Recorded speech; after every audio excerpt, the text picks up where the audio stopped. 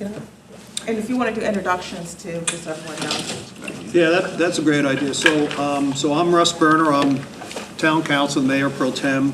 I'm not leading this, but Lance and I are leading it co-jointly.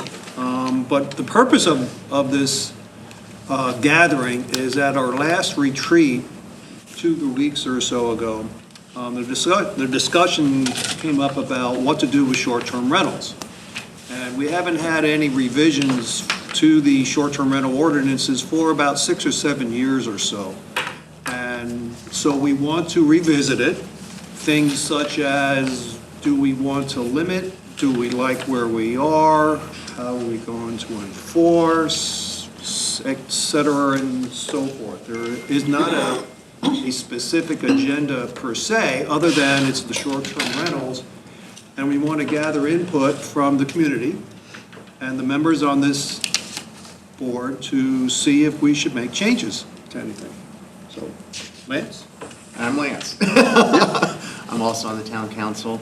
That was a good introduction. Thanks, Russ. I'm interested in hearing everybody's perspectives on what's working and what's not. I know we've gotten some community input already, and we've got some other data that, kind of comes up over time of, things that happen.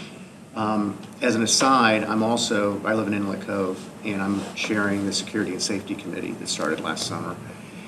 And short-term rentals has been a big focus of that also. So I've got a little bit of perspective from that I'll share as we go through. Thanks. All right. If everybody can finish the introductions, and then we have to do it anymore, so go ahead. Sure. I'm Bill Duncan. My family, we've been coming here since 1994. My family has owned property on the island since '97. We currently own 213 Glen Abbey, which is a home, and then a vacant lot on Ryder Cup. We rent our home currently, and we rented our previous home. Been doing that since about 2006, and we self-manage the property. So I have property management duties over one. Also, my wife and I are here somewhere around 9 months a year. So I'm essentially a resident on Kiawah, but don't get to vote. Stephen? Stephen Whitaker. I'm the short-term rental compliance specialist for the town. I'm Larry Aronson. I have been on Kiawah since early 2000s. I'm full-time since 2013. And I apologize. I had some previous plans. I have to go to Atlanta. I have to leave in a minute. I wanted to try and introduce myself. Who is Stephanie? Right here. Hi. Hi. And is Bradley here? Right there. Larry Aronson. The mayor. Nice to see you. I'm just observing. And I talked to Russ for a minute, so this agenda is not all about me, but my only topic that I brought up, and I talked to this gentleman down here about it, is limiting the short-term rentals per street. There's not a lot of houses on my street. There's 14 houses. Currently, 3 of them are rentals, and the other 2 have sold, and I heard they're going to be rentals. So, I don't think it would be equitable or even palatable to be on a street where, say, 12 out of 13 homes are rentals. I read the gentleman's letter about the rental problems. I think everybody probably experienced some of that. And so that's the purpose of my being here, and that's the top item on my agenda. So thank you. And what's your address? 1 Angler Hall. Hi, I'm Stephanie Tillerson. I'm the town administrator, so I am here to support 2 council members on this ad hoc work group. And just so you know, I don't anticipate us solving everything today at all. This is really just a kickoff meeting. There's going to be follow-up discussions, follow-up meetings, however long it takes for you all. At the end of the day, you may decide that the current ordinance as it currently is written is fine. You may realize there's things that need to be tweaked, or you may decide that there needs to be a complete overhaul. The idea also is that whatever you need in terms of research, I will work to gather that information, work with staff to gather that information. You may decide that you want me to look at other communities, other ordinances. So essentially, that's what I'm here for. There's a small presentation put together, once you're done, that I'll go through that hopefully helps kind of stir the conversation, may or may not. There's some information here from other communities. There's not a deep dive into that at all. I have not really sat down and really looked at their communities. I've just done a cursory review. So just kind of want to let you know that after you do that introduction, then I'll let the mayor say something as well, yes. Because this all started from the strategic planning discussion, and so you may just want to add a little bit more information to the discussion for the group. It sounded like council members Berner and did. Spencer gave a pretty good overview. They did. So I'm not sure that I can add a lot more. And as noted, it seemed like we talked about it, there were kind of three different levels. Whether the current cap regime, and I'll use that term loosely since there is not an island-wide cap on short-term rentals. It's residential zoning district specific. Continues to be the most effective means of modulating or moderating short-term rental growth and usage on the island. How does that compare and contrast to what other communities are doing in the area? Then there is the issue of the complaints associated with short-term rentals. Whether that's something that, we should look at from the town's ordinance perspective, whether there are provisions that make sense for the town to continue to regulate, or should they be expanded, pulled back? What's the role of the town versus the HOA, homeowners association, whether the master HOA, KICA, or subordinate HOAs? And then there are issues regarding the enforcement, I think all alluded to, with, right now our enforcement regime puts the onus on the individual property owners. Kind of the 3 strikes, you're out, they could lose their license. At least in one prior instance, the issue was less with the individual property owner than it was with the property management company. And so the question is, who should bear the burden of, if there's a chronic mismanagement issue and it's not attributable single owner, but the property management company, should there be different solutions potentially available? Those were the kinds of issues I think we discussed at strategic planning.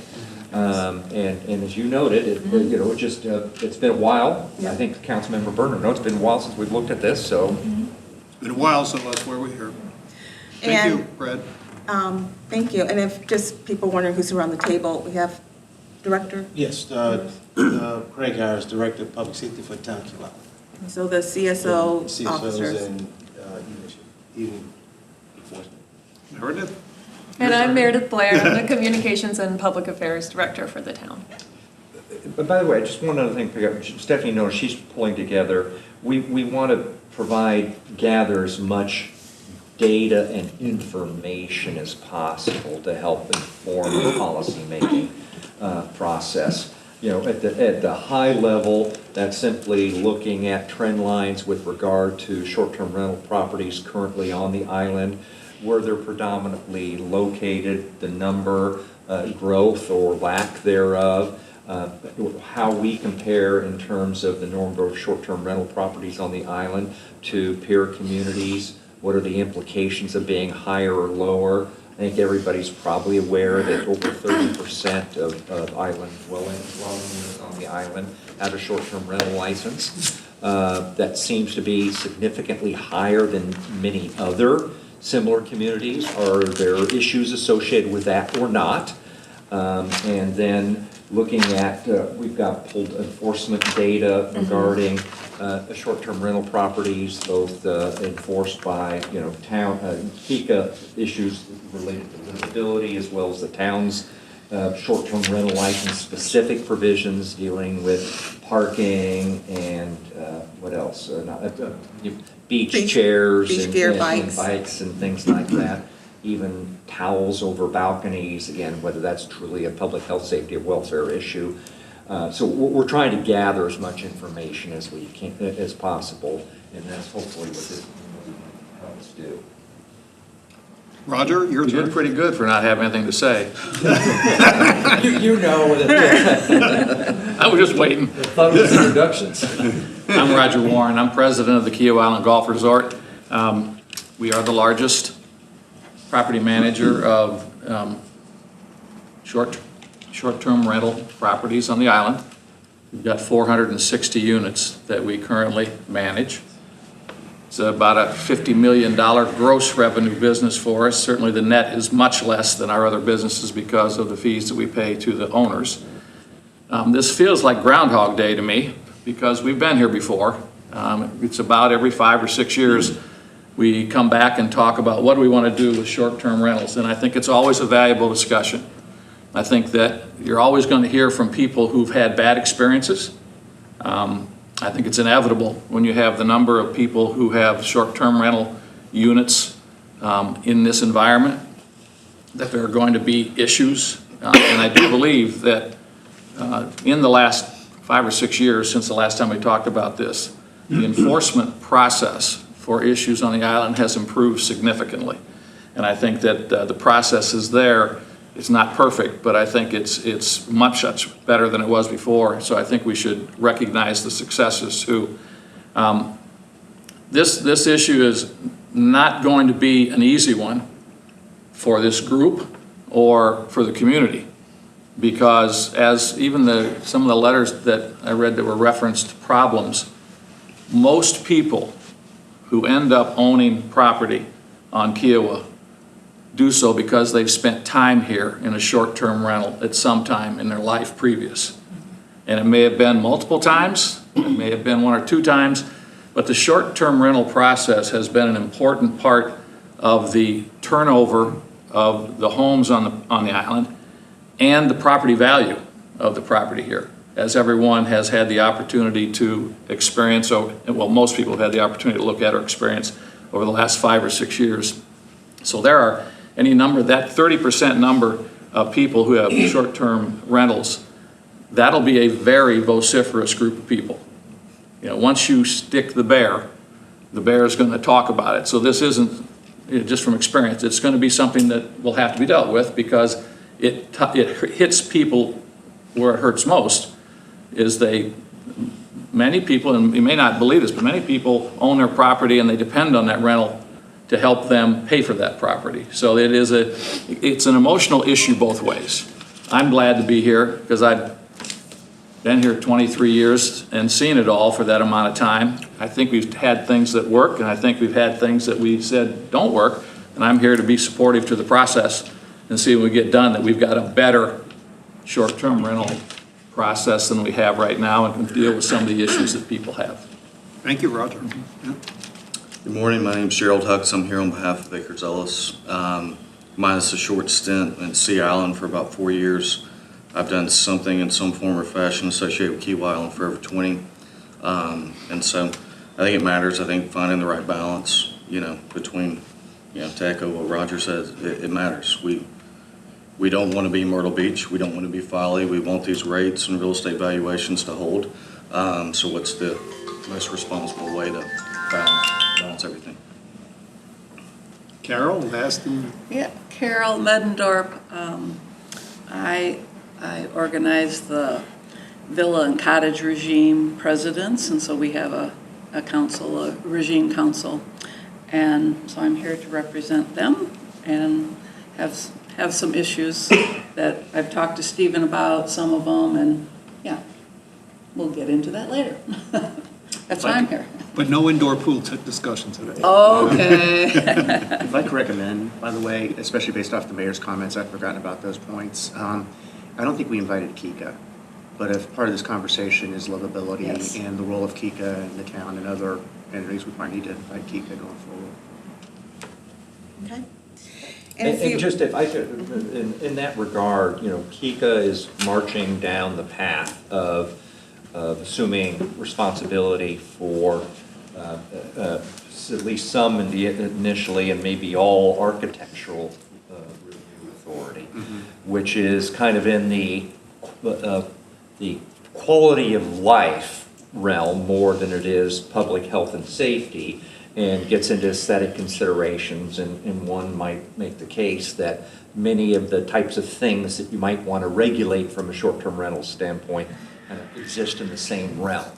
And whether the homeowners association is a better a venue or better entity to deal with certain types of short-term rental issues as opposed to the town, which may be focused solely on licensing issues. All right, so that's a good wrap-up. So, Larry, I just want to be sensitive to your timing. I guarantee you, I promise I'll bring up your issue if you have to go. So I just wanted to let you know that. Stephanie has a very short discussion, short. of 4 or 5 slides or A whatever. little bit Just- more than that, but it's short. Just pretty much to say where we are today and how we got there, which is going to be like a starter. Right. And as we've mentioned, we're not deciding anything today. We're really just trying to frame the 4 sides of the box.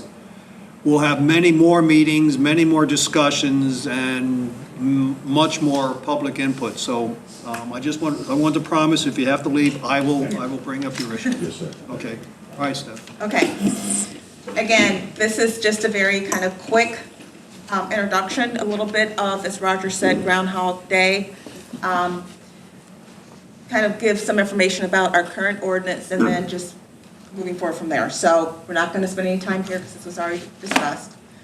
What I wanted to show, kind of some key provisions of the current ordinance. Everyone's aware we have, as the mayor said, we have no restrictions essentially on the island, with the exception of if you live in R1 zoning, and these are based on our zoning classification, so R1 zoning and some of R2. And the R2 that has the caps, you can see there is Indigo Park, Ocean Oaks, Ocean Park, Silver Moss, Osprey Point, and then we have the different types of cottage club, marsh cottage, and Shell Creek Landing. The license is non-transferable. When we started down this path in 2019, which became effective January 1st of 2020, we talked about transferability or not, or if the license should run with the land, if you sell your property, can the new owner, if they decide that they want to put a short-term rental, all these things was discussed back in 2019 when this came up. So we're the only community so far, I believe, that put in place what's called a provisional lot license, a PLL. When we put this in place, it was because we were talking about the caps, and a number of owners, as Roger said, may have purchased their properties or purchased a lot with the hopes of when they finish their home, they can essentially rent it out either full-time as investment property or part-time or helping with the cost of the mortgage, whatever the case may be. So there was, at the time, we had a lot of people then were saying, well, we're just going to essentially buy the license and hold on to it because it became a commodity. It became very valuable in terms of if you had a license for your home, essentially it would be more marketable. So what we said was, okay, because it could take here on Kiawah 2 to 3 years to build your home, and some of the owners were like, well, we just bought our lot, we're going through ARB, which takes another year. We're concerned that the licenses, if you're in an area that has a cap, would essentially be maxed out. So we said, okay, we're going to create this PLL to essentially allow you to buy a license while your home is under construction, with the idea that after construction, you had so long, X amount of time to essentially convert that property, that PLL, to a regular license. Over the years, we've had, I think, about 15 PLLs, and Stephen, please correct me if I'm wrong. You're right on. And currently, right now, I think we have 4 active PLLs.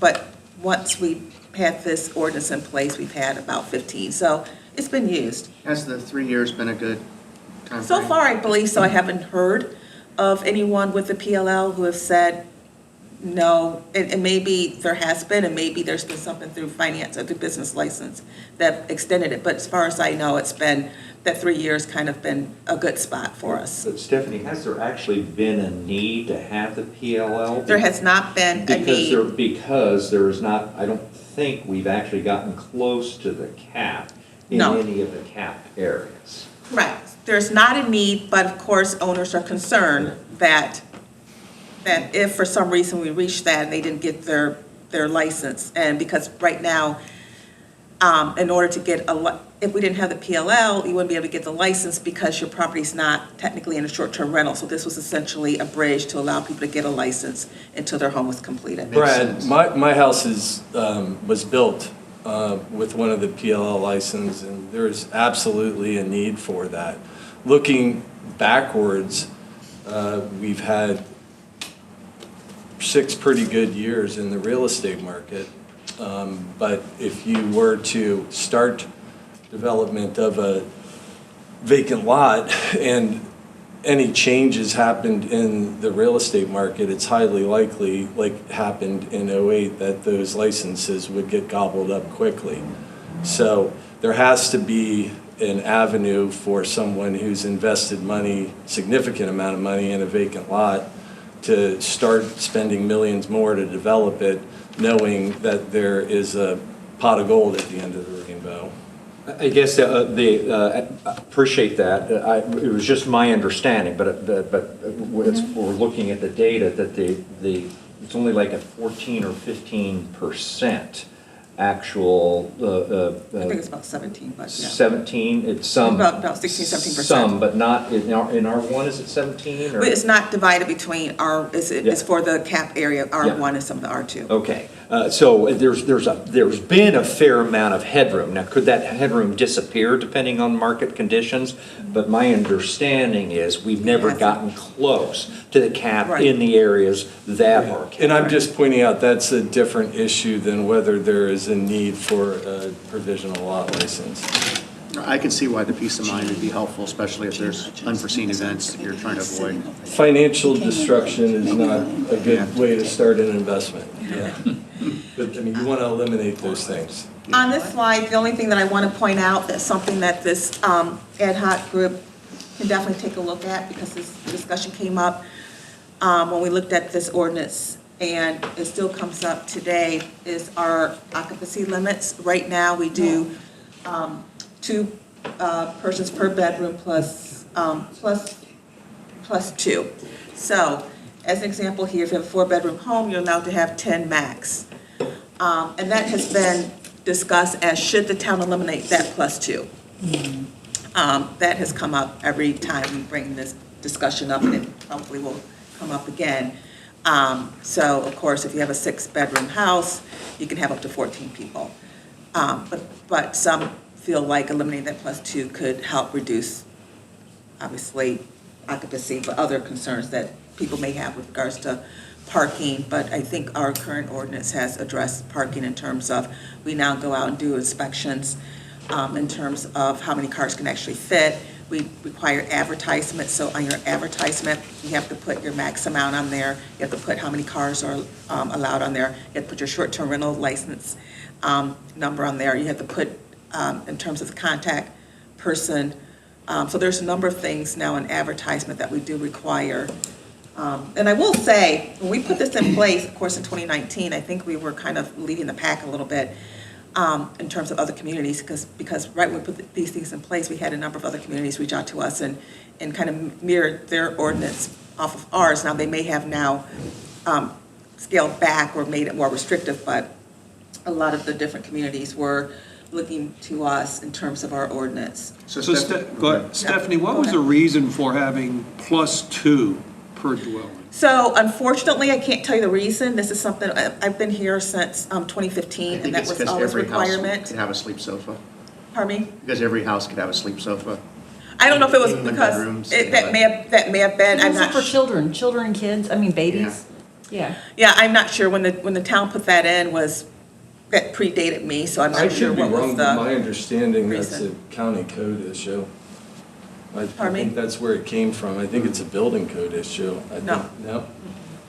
I'm not sure, again, when they put this in place, someone that may have been here a long time, Roger, I don't know if you worked on It this. was more the issue of the number of people that come in the different size bedrooms. You have to account for the fact that it's not just 2 adults coming per car, that there are other family members coming, so you're not wanting to limit the usability of the property for it.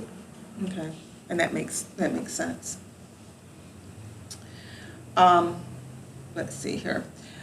This is just really our short-term rental at a glance in terms of our dwelling units, to include lots, our active short-term rental licenses, and this caption was taken probably, this is through the end of December, I believe, so 28%. Well, but Stephanie, we probably need to adjust that because 4691 is dwelling units in lots. Mm-hmm. The lots, you don't, it should be just the dwelling units. Well, what I'm doing right now is just, I can adjust it, but I'm just keeping track of what was on Kiawah next so that the numbers still kind of all matched up. And this is how we did when we did it in 2019. We had the units and the lot, so I just essentially kept that same formula today. But again, that number can, obviously, we can parse that and readjust it as And necessary. that accounts for possible PLLs also, right? Yes. Off the top of your head, since 19, what's the annual growth on this? I'll have that for you in the next slide. Okay, you do, okay, good. 20%. I think so. Against the cap, no limits in the other areas, and the R1 and R2, we're seeing roughly about 77 licenses are still available. That's in the areas that's considered cap. And hopefully this is not, yes, it's readable there. Again, this is just showing the 20% versus the non, so this is just kind of the information broken down by lot, dwelling unit, short-term rental for R1 and R2 versus the non-cap area, just so that you guys can start having a little bit of numbers. And again, Mayor, we can work these numbers, but this is just how we had calculated this when we did this back in 2019. We did it in this type of formula, so I just kept that formula. Stephanie, I think that number 2480, the dwelling units, that is not all behind, that can't all be behind the second gate. There aren't that many dwelling units behind the second gate. That's over half of all, that would be over half all dwelling. That number must include all of the cap zones, some of which are before the second gate.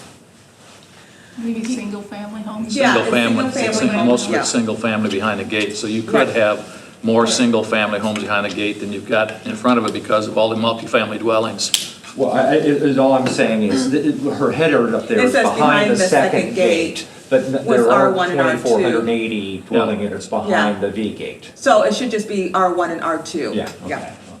So this is interesting though, because we talk at a high level about 30% island-wide, but it's 45% in those areas, which is significant. Yeah.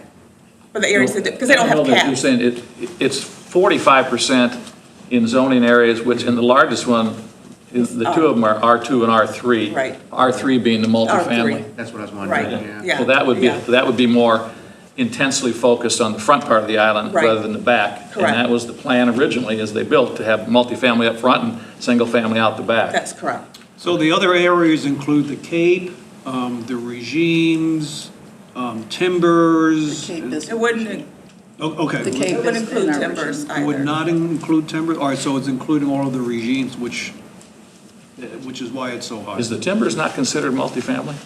They're multifamily, but they don't have. Are they R3? There are three, but they don't have short-term rentals. It's fractional ownership. They don't have short-term rentals there. We gotta talk about fractional. Yes. We need to talk about fractional ownership too. I agree, that should be part of this Yeah, this it should be. conversation as Yeah. well. Yeah. That is a growing Yes. part of the demand on the island. Right. Yeah, we can talk about fractional ownership. Yes.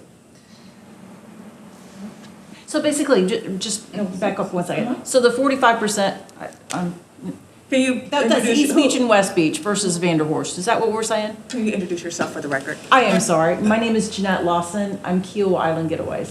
Yeah. But is that the right? The East Settlement? Beach and West Beach is Pretty much is. 45%? Is that what you're saying? I'm sorry, what was your question? But what about West Beach? East Beach and West Yes, Beach? yeah, if you wanna look at it that- yeah, if you wanna look at that. 17% is Vanderhorst and, Is that basically what we're saying? I don't, we need to check that. We need to get the data for that. What is it exactly? I do not believe the number is 17% behind the V gate. I think it's lower behind the V gate, but some of the capped areas are in front of the V gate, and those have slightly higher percentages than behind the V gate. What there are 1,341 or whatever you had, total STR licenses. Right. There are currently 4,100 some occupied front doors. Yeah. That's, the 4,500 includes a bunch of lots. So it's 30-some percent, 32 or so percent island-wide of all dwelling units have a short-term rental license.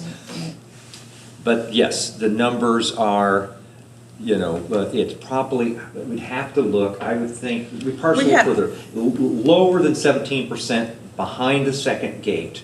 There are some areas that are between 15 and 20% in front of the first gate that are the permitted, that have Yeah. the capped areas. Right. R2. And then there's the whole swath of other R2 and R3, which have no cap But whatsoever. I think the takeaway is that, I'm surprised, where would the capped areas be before the gate for R2s? And what are you thinking about? I think there are a couple.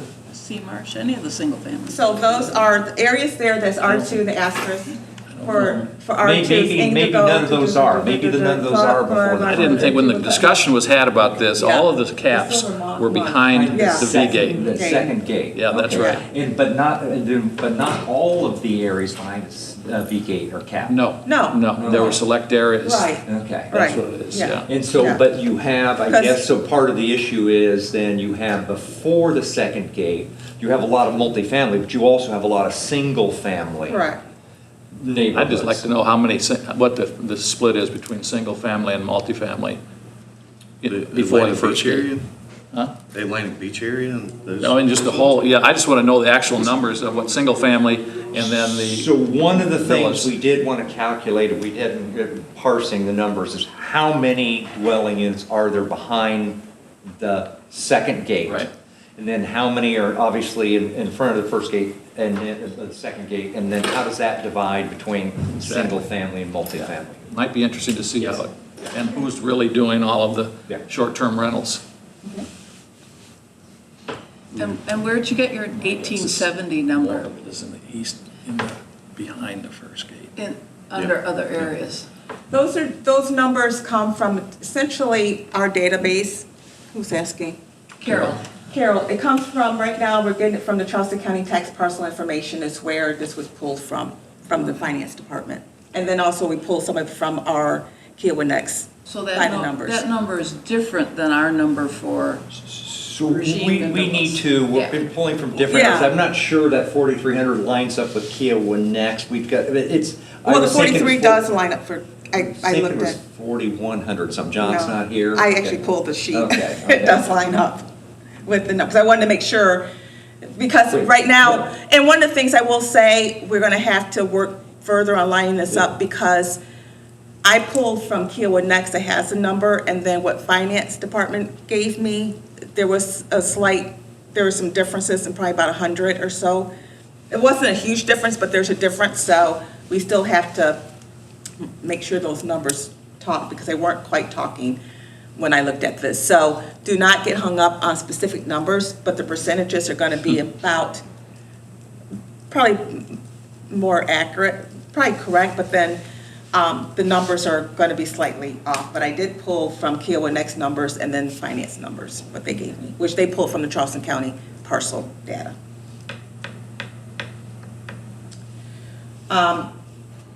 I thought this would be good to show from when we started the short-term rental, when we amended the short-term rental ordinance, effective 2020. You can see our short-term rental license numbers. We don't have this huge jump in terms of licensing. I don't see a jump at all. I know. Personally. No, it's not. It doesn't look like a crisis.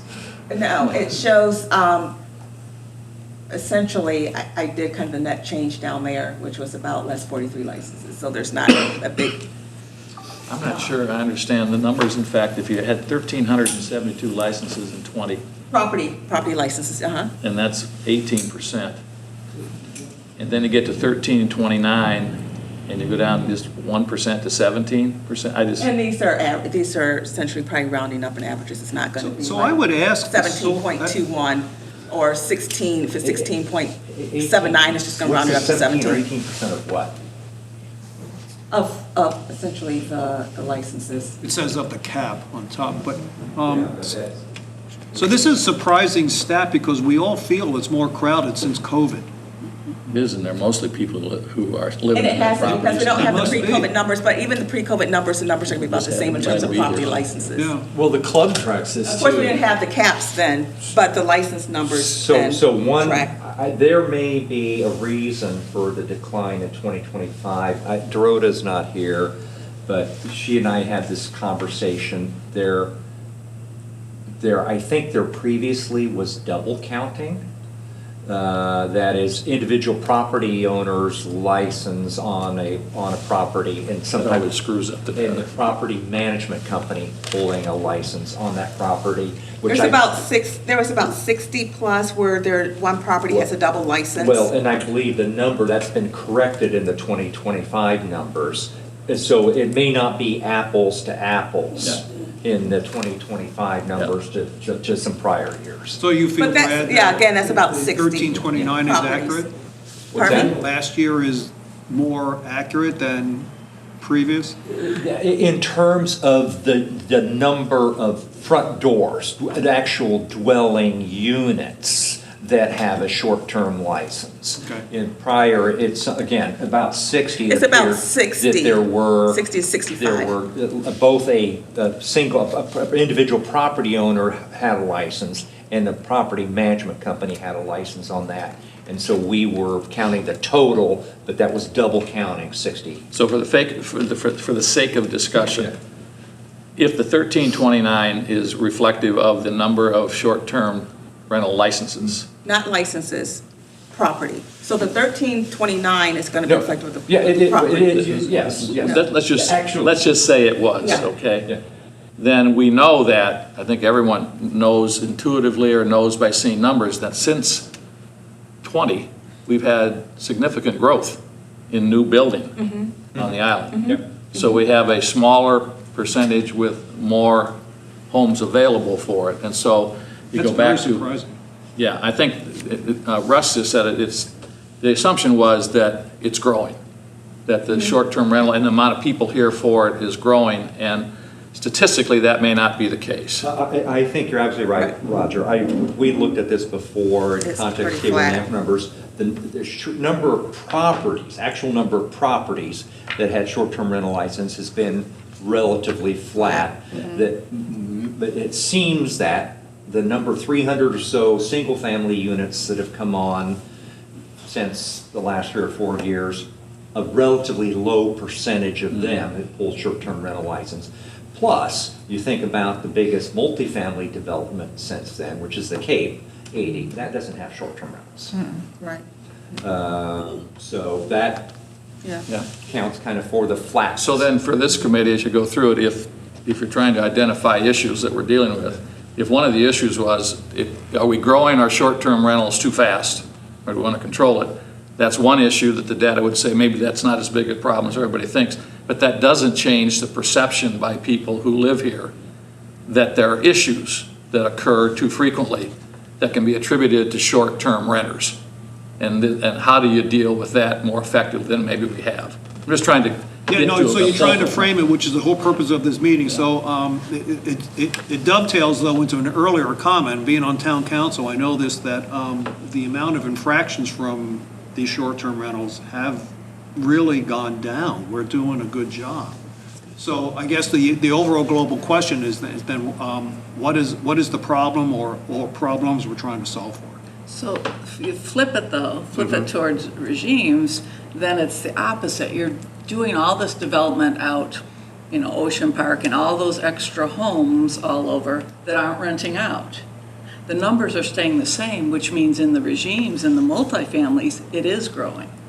If everywhere else they're not renting their places out, then it's concentrated a little bit more in those. Carol, do you guys have numbers for, as units have turned over in the regimes? Is there a significant upturn in the number of people who are renting after they purchase than occurred before in past? I don't have those numbers, but That would be important, I think, to Yeah. validate whether or not the concern that people have that that's happening really is happening. Yeah. If we think there's a problem with crowding, instead of looking at number of licenses, would we be better served to kind of consider the number of max occupancy? Because 1 to 3 bedroom villas at 1,300 is a lot different than 4 to 5 bedroom homes, you know, at maxing at 10 per house and stuff like that. So maybe it's kind of like, how many people do you want to let coming through the gate? And just security-wise, like the max number of a worst-case day, how full can this place be if everything's sold out and rented? You know, maybe it's occupancy figures a little bit as much as license issued.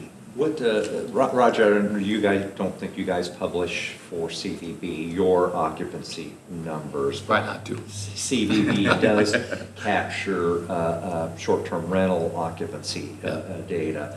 What we do know is there are about 1,400 bedrooms, 4,000, about approximately 4,000 bedrooms available for rent on the. I will say for our occupancy, you know, when you do it at the hotel, you do it per room night.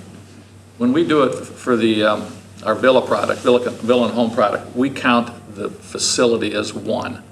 So if you've got a 1-bedroom villa and it's occupied, that's 1 occupied night. If you've got a 10-bedroom home, that's 1 occupied night. We don't break it out by bedrooms to get bedroom count, which would help understand, you know, how many people you're driving with it. But so that we just do it more like we do with a hotel than by bedroom.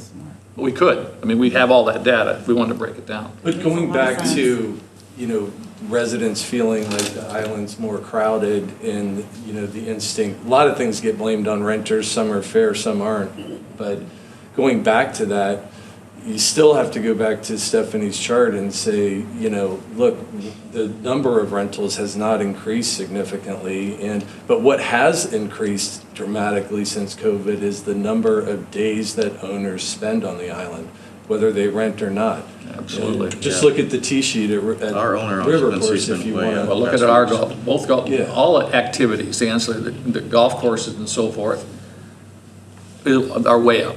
Member participation, you've got over 2,000 memberships at the Kiawah Island Club. We've got 2,200 memberships to the Governor's Club. So, and all of those people are here more, playing more. So the traffic on the island is can be unfairly attributed to renters when it's basically people who bought here to come here are coming here. Has the time on the wait list for the golf membership increased? Yeah, we're up now. We've got 425 people on the wait list. I remember when I first came, there wasn't a wait list, and now there. No, there wasn't. So you guys have both raised a data point that we've been struggling to solve for. It's been more anecdotal than anything else, and if we can actually capture it. KICA does capture some of it in its member surveys, but that's not quite hard. But it does appear that the primary generator of the additional pressure on infrastructure is more time being spent by part-time homeowners, whether or not they rent their property out.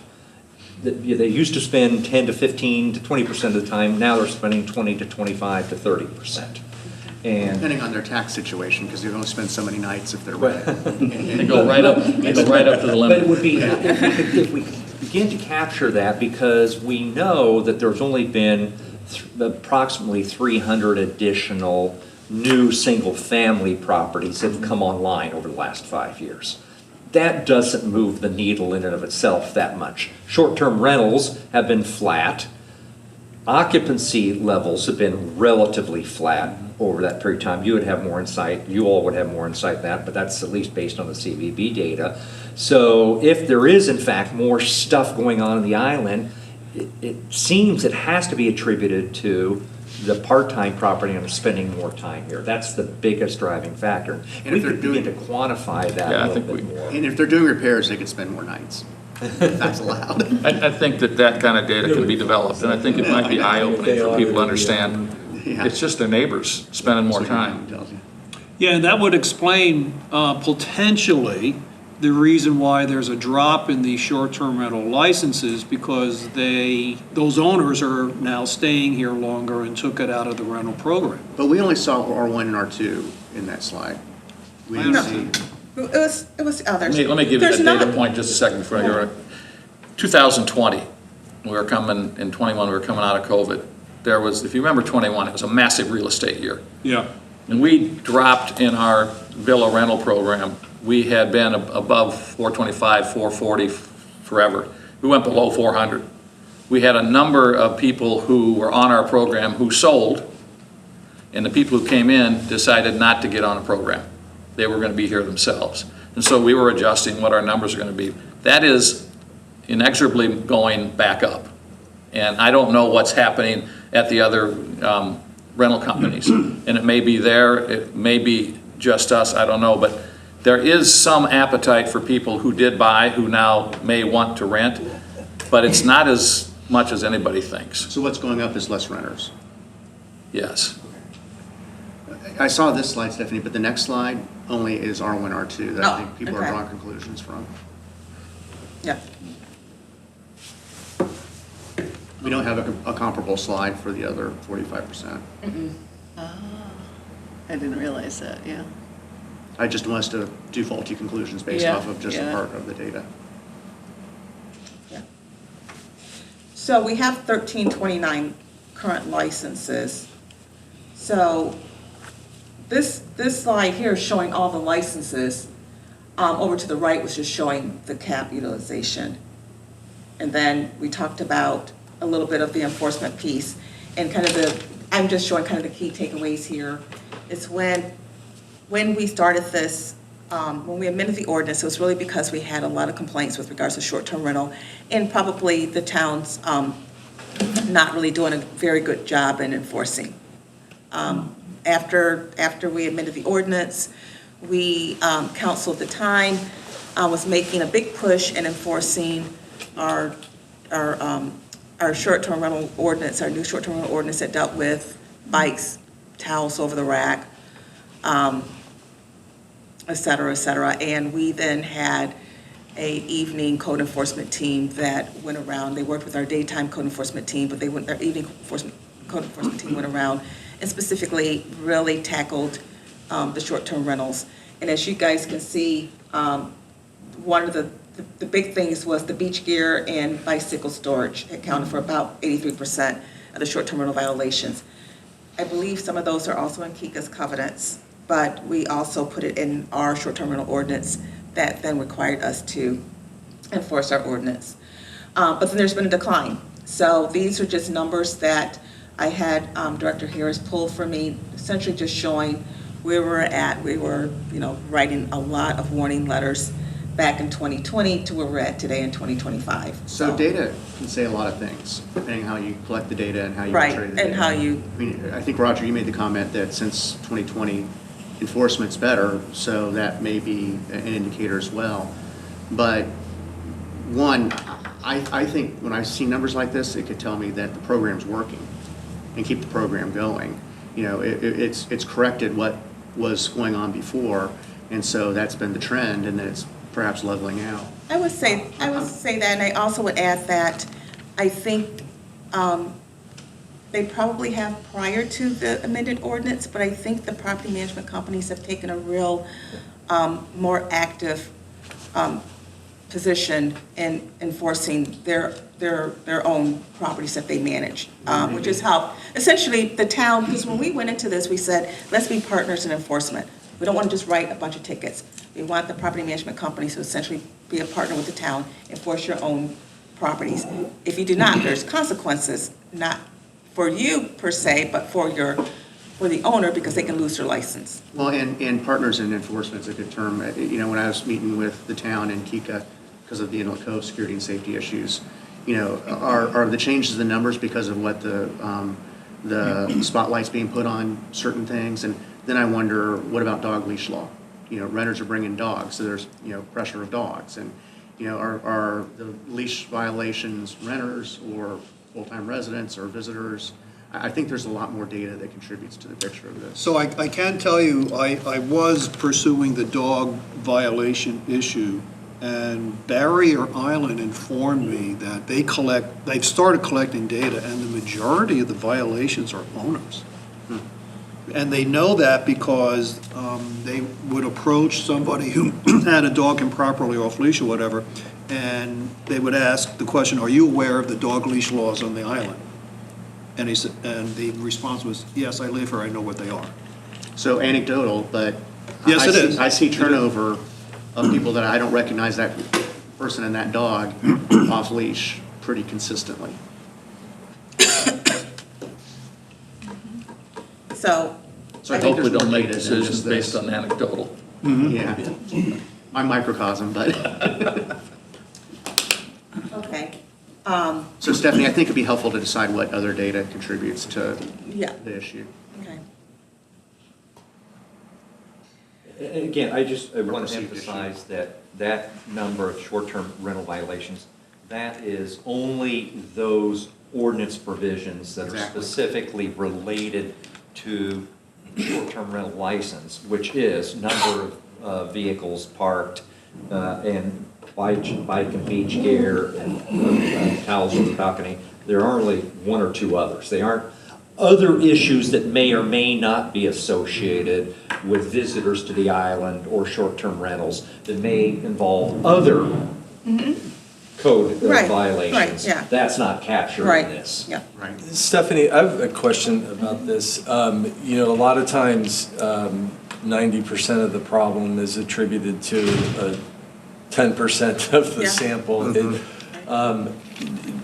Are you able to track, you know, I'm sure you can, rental properties with multiple violations, or Yeah. I'm sure there's a thorn, and then Yeah. which property managers are managing those properties? I think that would be interesting. Like, what's our top 10 list of, you know, STR issue homes?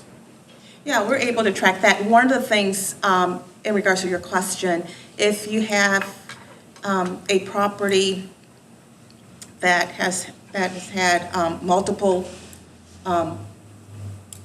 issues or violations with regards to our short-term rental ordinance, if they received a citation, and it's within 12, if they received 3 citations within 12 months, then they could, essentially, they being the property owner, lose their license. We had more of those cases early on, less so now. I really do think we do have, and I'm not going to say there's no issues with regards to short-term rentals, but I do think that number has dropped dramatically with regards to violations of our ordinance, which really deals with bikes, beach gear, those type of nuisances type matters. I think they've dropped. Yes, there's probably some areas, some people in the community. I know Alan, who left, what's the name, Alan Russell? The gentleman who left? Bill Duncan. No, not Bill, that's Bill. Larry Erickson. Larry, I'm sorry. One of the things that he would say, though, is that there's issues all the time on his street, because he will like for this committee, this ad hoc work group, to look at putting some sort of restrictions on street by street. So I do recognize that there's probably, or perceived, or reality issues still affecting some, but nearly not as high as it was It 6 seems years to me ago when we that's were that's tracking this. Evidence of success of the program. Right. I would say, statistically speaking, though, I'm an easy target. I've got the most units. I've got 460 units. Statistically, my number of actual occurrences could be low in percentage, but a higher unit count. So, Yeah. and I've been there. We've been there with someone who got 3 violations in one night or 2 nights, and they were going to pull the license, and, you know, it was a unique situation, and it ended uniquely, but I agree. I think that kind of data work is really important to understand where the problem is and where the issue is, and I would support doing that. I had another thought too, but it ran out of my head real quick while I was talking. Roger, Sorry. can I ask a question in that situation where like there's 2 or 3 violations in a 24, 48-hour period? Is it on the rental company and the rental agreement as to whether they get to stay in the place or whether they're evicted? Or is there a town role in that for ordinance that if somebody has? The attorney for the owner said that it wasn't their responsibility, but the ordinance says it's their responsibility. But we took the responsibility to fix it and deal with the owner, which, as for that owner, that wasn't enough eventually. They didn't lose their license, they got back, but they still were complaining to us. They're not on our program anymore. They decided to do something else. But the whole point when this was done before was, everybody said, well, why don't you just charge the renter? Well, everybody will say, that's just not gonna work. You want them to come back if you can get them to come back. For the rental agent, I don't have a problem taking responsibility for it. But in this particular case, we sent people out there. We told them they had to get the cars out of there. They said they were going to move them, and then they didn't do it. They just refused to do it. So you're sitting there, and effectively the guys who are doing the observation of it reported it every time. It came back, and there were three violations, and we had to come in and deal with it. I think the town dealt with it fairly under the unique situation, and I think everybody in the thing came out of it and learning something, but the people who were the actual owner of the property were not grateful that somebody gave them a break. I appreciate that you're dealing with it, by the way, but what I'm really wondering is there a threshold or a trigger point where either the management company or maybe the town has the person evicted because they're not the owner, but the tenant, because there's repeated violations and it's a... I think we would like to avoid that in almost every case if possible, because of we're not looking to take people who are wanting to stay here and enjoy themselves and kick them out. But we're also, I agree with you, we're not also expected to allow somebody to stay who won't cooperate with the rules or the laws. We can evict somebody out of the hotel and have done it. And we said after the fact that we would have evicted them earlier than we did. We were trying to not make it a bad situation. We should have gotten them out the first night. And so if that situation comes up again, we will be much more aggressive in getting them out, because they just didn't care. They just were there, a bunch of guys playing golf, having a good time. They didn't care. So we learned from that experience, and we wouldn't let that happen again.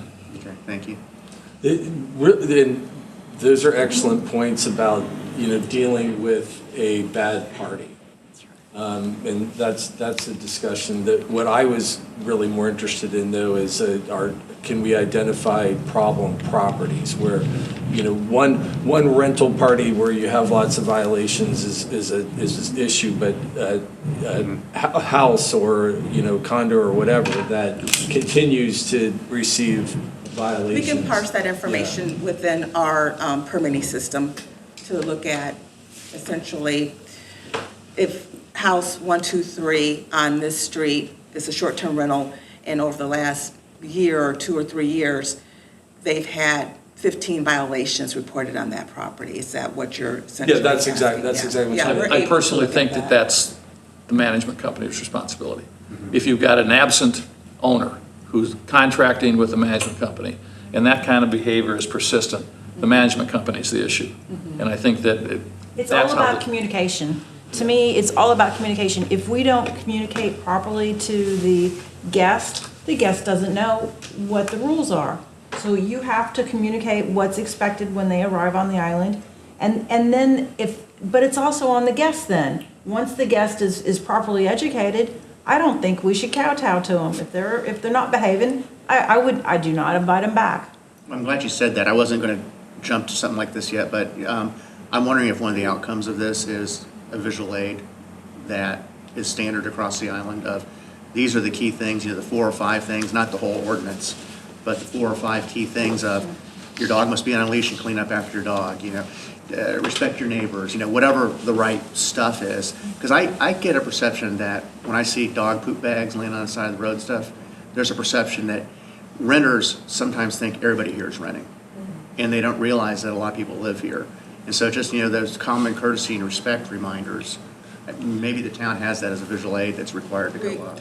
We do. I don't think it's required, but what came out of the discussion years, again, 5-6 years ago, we created what's called a Good Neighbor brochure, which we've just updated. I believe our comms team just updated that, and we have made that available to all property managers that want to be able that would like to use it, to be able to either have it as part of their check-in process or hand it out. Before, I think when we started this, we gave it to Keek Up, even the front gate, and just said, hey, can you please hand this out to anyone that may get a pass that stands. So we do have that. It's on our website. It's an electronic version. We've even created it so at the time when this started 6 years ago, is that some of the owners, I think more of the owners that may rent they're their own property management company, they actually, and I thought you guys used, I thought your wife Erin used it, but essentially we created so they can have a signature, so that essentially they had the people that was renting it initial that, yes, they've read it. We've also talked about, and I think a lot of the property management companies, Roger, and you guys from Acre House can talk about this. You may have something within the unit itself that people can read, but we talked about trying to do something to streamline that, but we said, well, if you're on vacation and you go, I go and you see a book and there's 20 pages of stuff in there, the person that's reading it may read it, but then the other guests may not. So we were trying to decide, we were discussing as a town, how can we also, do we do magnets that can stick on the refrigerator that may have the 5 bullets? So we talked about different things, and maybe this committee can come up with maybe some other tools that we can do as a town, or property management companies can do themselves. And I'm a renter, by the way. When I have family come to town, I rent in the neighborhood and surrounding area. And every house is different of what they've got in there. And some have that big, thick book. Some have a nice little flyer they've done up. I've not seen the same thing consistently. But it's also a matter of educating people before they get to the island. What we do is we email and text them information. So people are educated before they get to the island, and they share it they don't want to arrive to, I mean, we've got books too. Yeah. And we've got the information, but you don't want to overwhelm people, especially when they're already here. Well, and Hit the golf course. my perspective is managing one property, and so what the resort in Acres Ellis, I mean, that is exponentially more than what we're dealing with, but, we highly screen our guests. I mean, no one in this room is more incentivized to have good parties than I am as the property owner. We don't want more cars, we don't want overcrowding in our house, and for a large part, we prevent it, but we have, we don't accept bookings until we speak directly to the primary booker. And it's sort of like Roger said about evicting that party. Like the first time, you know when you shouldn't accept the booking, the first time you ask yourself, should I accept this? And so I was talking to my wife about this. I mean, somewhere between, let's say we rent our house about 15 weeks a year. Gutters. We turn down at least 5 to 6 parties every year. I want to react to something. Oh, I'm sorry, Carol. Go Well, ahead. I was going to say, that's kind of what the regime council met with Stephen about this rule issue, because you're right, the town has their good neighbor ones, and then we met with the resort, and they have their own little set of rules, picking different things that they do. And we keep going back to the old one that the Kika used to have, that again, short, sweet, the main stuff, I mean, it would have to be revised or whatever, as opposed to letting every rental agency have their own, and who knows, it's not coordinated. And that was one of our concerns, even the Good Neighbor one, having things that dealt with single-family homes, but not regimes necessarily, and somebody to look at it to make sure it's all the same. And it seems like the short-term rental with your business license that has to be displayed, you're the only ones that can go in a rental to make sure it's displayed. Everywhere else, I mean, nobody else can do that. And so that's why it seems to me, the regime council kept going back to, no, have one thing that everybody gets via the short-term rental. Seems like the place that it should come from. Roger, you were going to react to something? I was. I probably said. And I remember it still, so. Sorry. I lived here for over 19 years, and during that time, my experience on the island is that it became easier to just blame renters for issues that were happening than it was to accept the fact that a lot of our neighbors don't care either, and they're just going to do what they want to do. And so I think that of the vandalism that we've had on our buildings, on our golf courses, on our carts, 100% of it's come from local residents and their kids.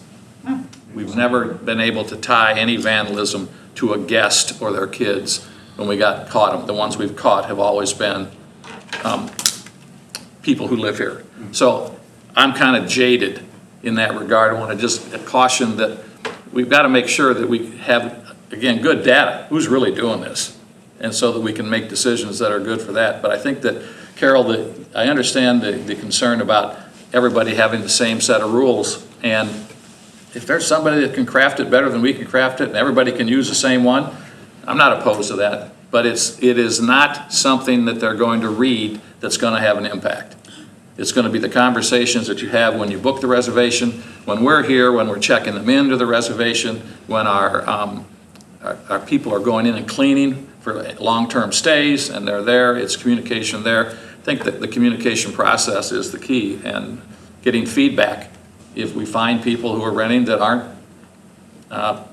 following the rules. Yeah. And letting them know that they're not following the rules. So but in our regime council, we even talked about how that would be good for every residence. If I have guests come, I want them to know, when I tell them to use the bike trail, don't use the road, you know, why are you saying that? It's a rule. We got enough signs about not being in the road that you'd think nobody would ever be in the road. Right, but any of those, I hope my guests staying with me, something real simple that they could just look at. They're just guests. Yeah, they're just guests too. Yeah. And I really think it's the bad, what is it, the bad apple? I mean, Yeah. there's certain people that are just not going to. They're not going to follow the rules. They're not going to do what they're supposed to do. Those are the concerns. When we have guests that check out that have what I consider destroyed the property, I don't invite them back. Yeah. And that's who I think we need to be targeting more so than everybody. The majority of the guests are good people. So one of the things I think I'm hearing is that the town has its data, but the management companies are also doing a lot. And things are happening, the management companies are happening that might not be getting reported. Is that correct? You're handling issues as they come up. The town isn't necessarily getting pulled in, so. That won't change. I mean, I think that's the nature of the beast. If we're going to be held accountable for it, we're going to manage it. Which I think is a good thing. I'm just asking because that may impact and skew the data we're looking at from the town.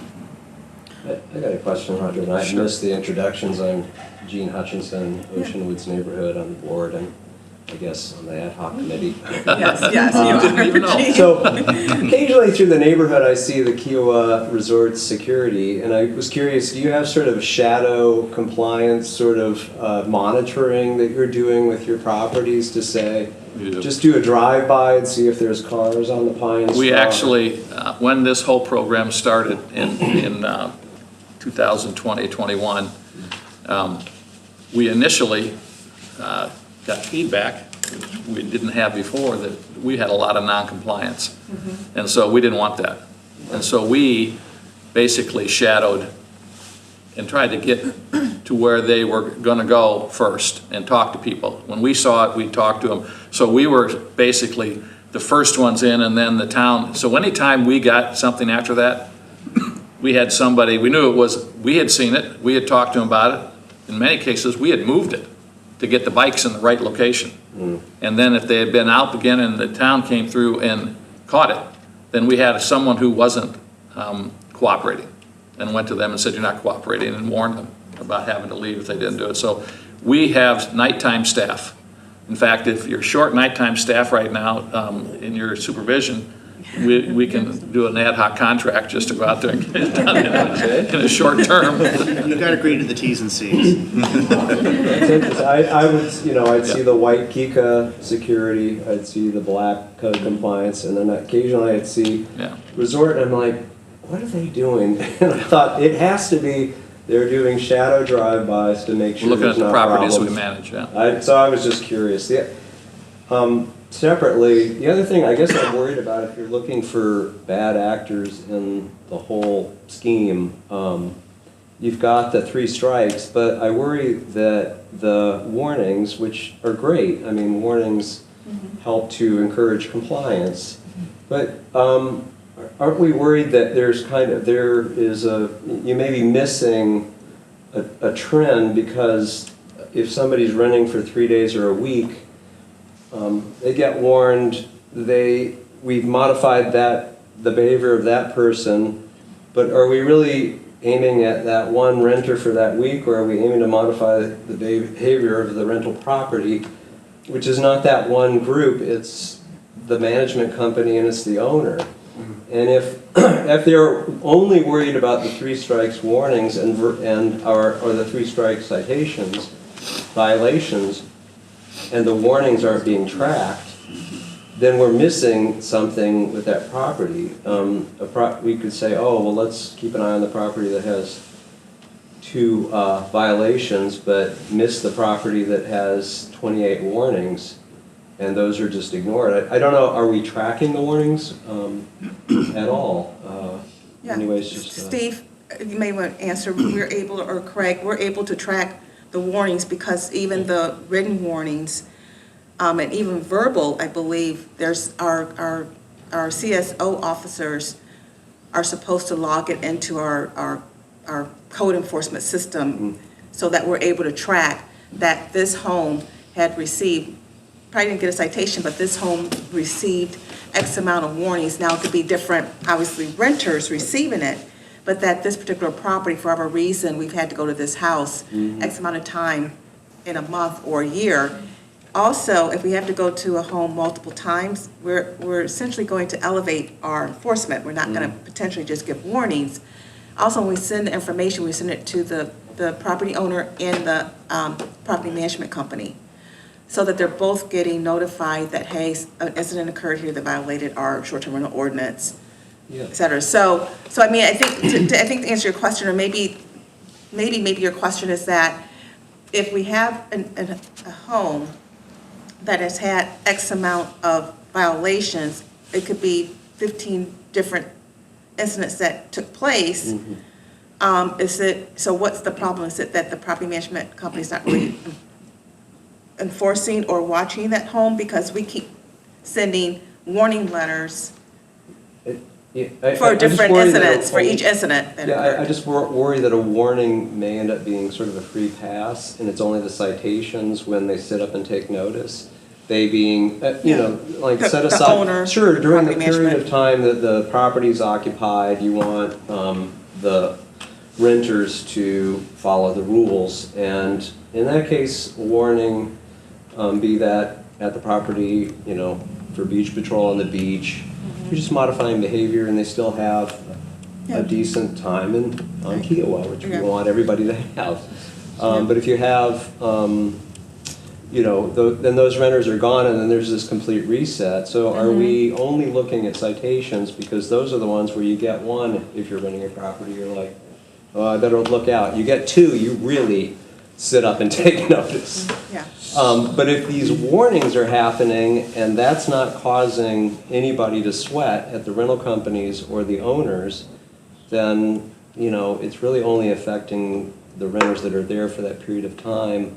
Whereas I think it should be, worked into the mix, so that, 25 warnings over a course of a year is a problem for a rental property. So Gene, I'm curious for everybody's perspective, what are the specific issues with regard to short-term rental properties that are of concern to the broader community?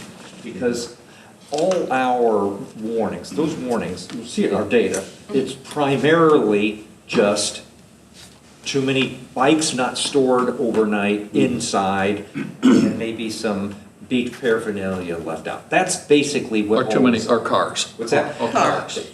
But we don't get nearly as many of those. I know that's a concern. I'm just trying to say, that's the width or the breadth of it right there. Yeah, so the question is it really cars? Because all the warnings are not for cars. There's relatively few of those. Those are the more anomalous situations. The things that occur most frequently that people are getting, either we get a verbal warning, written warning, or occasionally a citation, is literally beach gears and bikes. And I'm going, I just kind of shrug my shoulders as, is that what the town, a municipality should be focused on or not? Or are there other issues or concerns that are related to short-term rentals that go beyond that, big parties and everything? It's not a short-term rental license issue, but that loud noises and big parties may be the real issue you're concerned about. Right. And I've been struggling to figure that out, where the dividing line is between the town,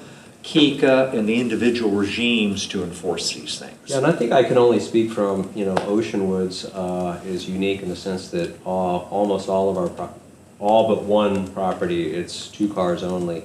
And so it's Groundhog Day for us. We are constantly fighting 3, 4 vehicles showing up and the same properties over and over again. And so, and I think there are probably other communities like Village at Turtle Beach. I can imagine that parking is an issue. They are limited in parking, and additional vehicles cause a problem in that circle. Atlantic Beach? Yeah. Yeah, so for us, it's parking, and it just happens over and over and over and Does Ocean over. Woods have an HOA? Sorry, we do. We do have- So the question I pose to others is, why don't you have your own parking regulations?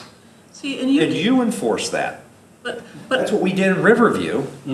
We took everything the town and Kika had, and we even had more, and we did our own enforcement. How big a battle do you want to fight? Is the question, because Yeah, but because you're all together in that HOA and you've got the same shared problem. So there are solutions from an HOA standpoint, whether you do parking or you just decide we don't want any short-term rentals. In this area, we just don't want short-term rentals, and you could do that. Yeah. You'd have a battle to fight with all the people who are doing the short-term rentals. right. And so that's not much fun. So what do you think the solution is in this? It isn't going to be the amount of citations. It's not going to be the, because it doesn't appear to be working. What's the solution? Well, I think it's better communication and making repeat behavior, a priority to correct for the rental companies. But I guess that's what I'm trying to drill down. If you have an HOA, you could have your own regulation, no more than 2 parking spaces, or it could be even more restrictive. You can always be more restrictive. And you're closer to the ground. You see it, guys, real time. You literally have whoever, you have a regime property manager, right? Yeah, So right. literally just have the board send out a notice of violation the next day. Right. I don't think there's appetite for that from us because we're, So you want somebody else to do it? That's right, yeah, pretty much. Well, that's good, though. We need to know where you're coming from. Well, we're more about aesthetics of the neighborhood and trying to keep up standards, property values, and we know that Ocean Woods is like many other neighborhoods. Somehow that's how being able to rent is how people got their foot into Kiawah, and so. We're not going to take away short-term rentals, so we wouldn't be able to. Are your but short-term rental people on different management companies too? They are. Yeah. There's the V company which is, I think, potentially, Picasa. anecdotally, I'm not going Yeah. to say, but that's probably the most problematic. Your properties are arguably the least problematic. So Gene, I have a a suggestion, Yeah. because parking does come up, Right. and there's 2 potential causes. One, the renters are bringing in too many cars, or it could just simply be guests or friends of the renters there for the day. Right. But to eliminate the concern about the renters are bringing in too much, or it also could be that the property is licensed for too many parking spots. So where I was going with that is, I think it would behoove, because that's a massive undertaking to look at all the licenses, but if your regime can independently look at the licenses, parking on the licenses in your neighborhood. We're easy. It's every single one is 2. There's only a single one that has an outside driveway that is allowed. All right, so Makes it easy. what's the cause, if you can guess, for having more than 2 cars per rental? They feel like they're going to get away with it, and somehow they're able to just print out. Where do they put them? If it's only set up for two, where are they parking these other cars? They're pulling two cars in side by side and putting one at a right angle behind that. Yeah. Or they're putting three in with two on the perimeter have wheels. How do you think they'd react if you started towing cars? Well, I think, has a car ever been towed on Kiawah? I think that's, that's just. Offering some I've had the real-world same solutions. I've had the same conversation with our board as part of the look we're doing. And I've been on multiple HOA boards over the years. And I think the sentiment's important to understand.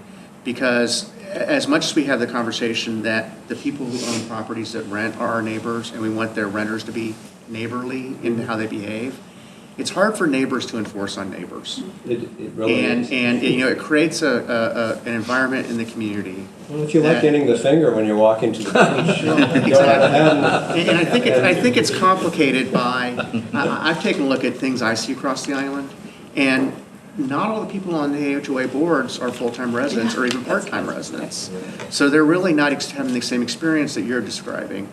So I think that is important in the calculus. And it's not black and white to me. It's okay, could the HOA do it? Yes. But is the HOA inclined to do it? I think typically no. Mine is as well. Do you have a phone number to call? Because I know our nighttime ordinance people look for just the problem you're talking about. Oh, I know, I have Steven's And number, I know. And so they'll go, the nighttime ordinance people will go to the property and knock on the door and tell them you need to move one of the cars, and they'll say, this is where you can move it to. I mean, that's what I they will have do. Kent's number, I have Tony's number, I know also- Keith's number for things that are on But it's over the also, gray it's area. also a preventive thing. Right. People know they're gonna have 4 cars. They know before they get there, okay? And so it's a matter of, they need to determine that there's only supposed to be a maximum of 2. We wanna have 4. So it's up to them to work with the property manager to figure out where can we park those additional cars. Yeah, I think we Kate- don't want I think- them parking on our property. No, you don't. But I think Keek is addressing this area with the new gate policy. The new gate access policy should address the too many cars. Because right now, you can just copy whatever the QR code is. That's going to stop. That's great, yeah, and I understood that was in the works, in the case, and that's what we've had, they're just printing out multiple Yes. parking.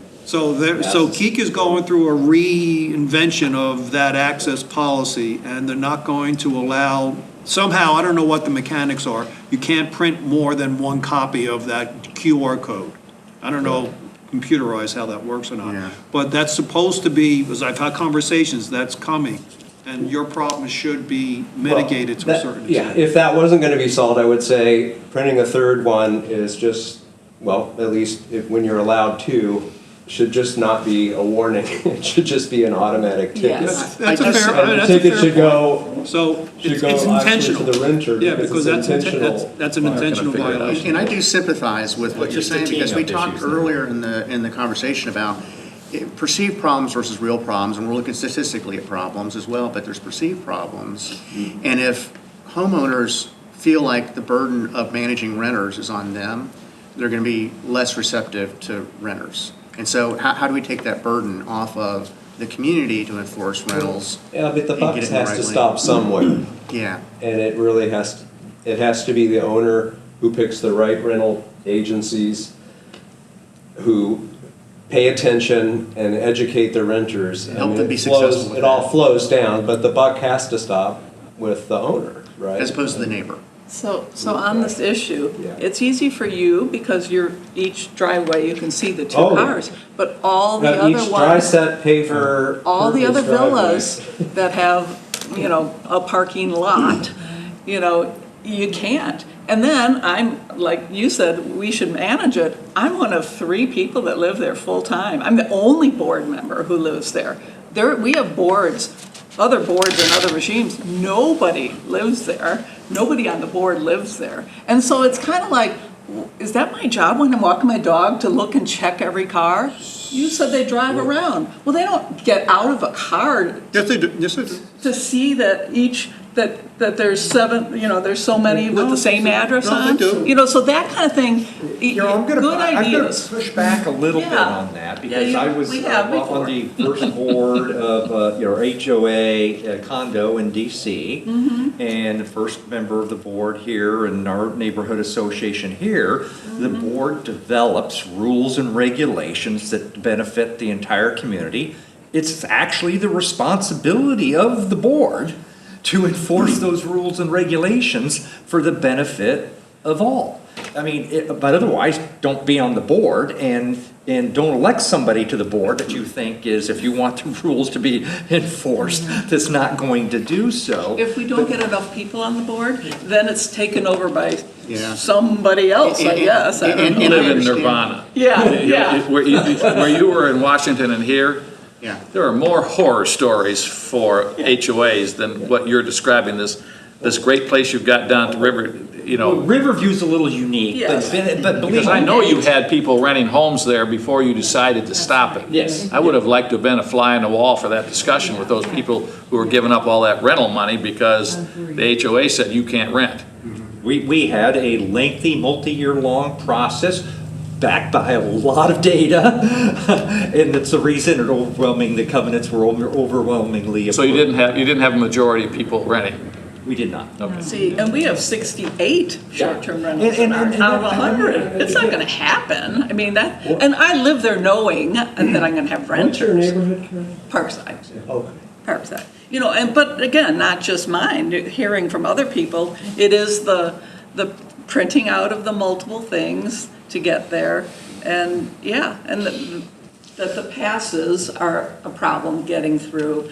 All of them on the short-term rentals say 2 in our whole thing, but it doesn't happen. Well, I'm just gonna say, there's no way that the HOA board members want to be Police. the policemen. Yeah. We just don't. We're there to encourage aesthetics and upgrades to properties and But do how good stuff. is that aesthetics and upgrades to properties that meaningfully different than things like 3 cars stuffed into a driveway? Well, I'll just say that we tell our owners that, yes, we support short-term rentals in Ocean Woods, and there will always be short-term rentals, and everybody has the right to do that, and that gives you the responsibility to make sure your property is compliant with the STR ordinance, and we will absolutely call the compliance officers anytime we see a violation on Ocean Woods, period. But if Right now, you all suck at taking care of the parking. But if they're Well, not, it's just, we have to do it again and again and again and again. but if they're not maintaining the property, Right. then what happens? Well, if the property's looking derelict, then sure, we're gonna go around and, Okay, so I'm trying to understand the difference in those well, two. that's that's hopefully a one-time thing with a single property, not, 40% of Ocean Woods properties are short-term rentals. And although we don't have a 62. blight ordinance, but we could. I mean, municipalities do that. Do what? A blight ordinance. Oh, we do. could. Well, there's both the general covenants, there's a Not talking maintenance of covenants. property nuisance provision, and there's a town one as well. They've torn down IPMC. 2 houses on the island under that. International Property Maintenance Code. I'm sorry, Gene, I didn't Well, I mean mean, to the cut you easy answer is that, that's a one-time issue with a single owner that can be approached in a diplomatic manner, as opposed to constant, daily, weekly, yearly surveillance. And you got to the point where people just don't want to see you. We're not gonna do that, but we will 100% support the short-term rental ordinance, and Stephen knows that we do. So and we call. Did you say Yeah. that we do a good job at it? Yeah, I would say. We'll take over all of them if you want to Right, talk there you your people into No, I love, doing it, we'll take it over. we love seeing security drive-through, we love seeing the compliance drive-through, and we love seeing your trucks Roger drive-through. would be happy to be a monopoly. I didn't realize this was coming this way, this is good.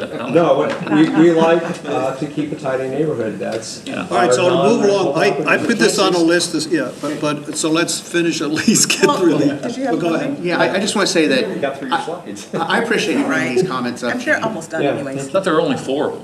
He said 4, I said 12. Oh, okay. I appreciate you bringing up these comments, and that's why we're here, and that's why we're trying to have a composition of this group Yeah. being representing different interests, and I think it's important that we do understand the sentiment. Sure. And I think it's different on Kiawah Island to be in the homeowner association than to be in New York City. Yeah.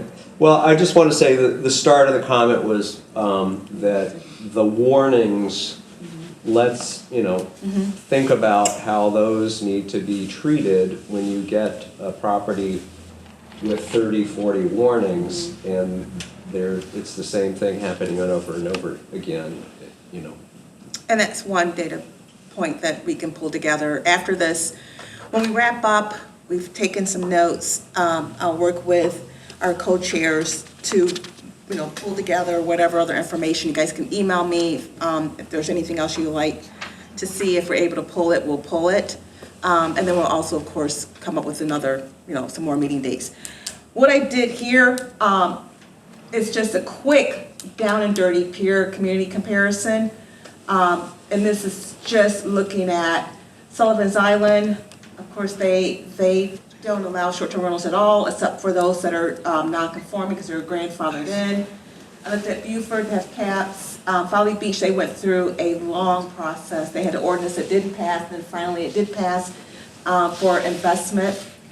Short-term rental licenses, they have fixed at 800. I believe if it's owner-occupied, there's no restrictions. What would be interesting there is out of their 800 fix, out of how many homes are in Folly? Yeah. Is that 50% of the homes that are Right. there? Is it 30%? The number of it here doesn't give you a true indication It does comparatively. not. Folly's population is larger than ours. Right, but It it's is? just, Yeah. but looking at how many homes, we don't know. I mean, certainly the resident population is larger. Number of homes, I don't know, Yeah. probably in the same range. Be interesting to see It may be that. a little bit larger, but these are things that I just put up here to say, in terms of comparisons in different communities, if this is something that you guys would like, we'll do a deeper dive. I'll do a deeper dive, along with Steve, help me in doing this, and pulling together comparisons for communities. What I tried to do was look along the coast. I looked at IOP, they don't have any type of restrictions, so that's why they're not up here. But this is just give you kind of like a quick down and dirty kind of look at what we can possibly provide. There are some other, Yeah. other restrictions in addition to There's kind of the other limits, restrictions. like some do just say no more than 4 persons. Right. In the short-term rental property. Doesn't matter the size of the property, that's. Right, and some of them state that you can't have investment, short-term rentals. So there's a lot of different, and if that's something that, you guys would be interested in, and I think it'd probably be great to have, is that we can look at some of these other communities. Probably narrow it down to just maybe coastal or ones that's very similar to Kiawah, but we can definitely take a look at that.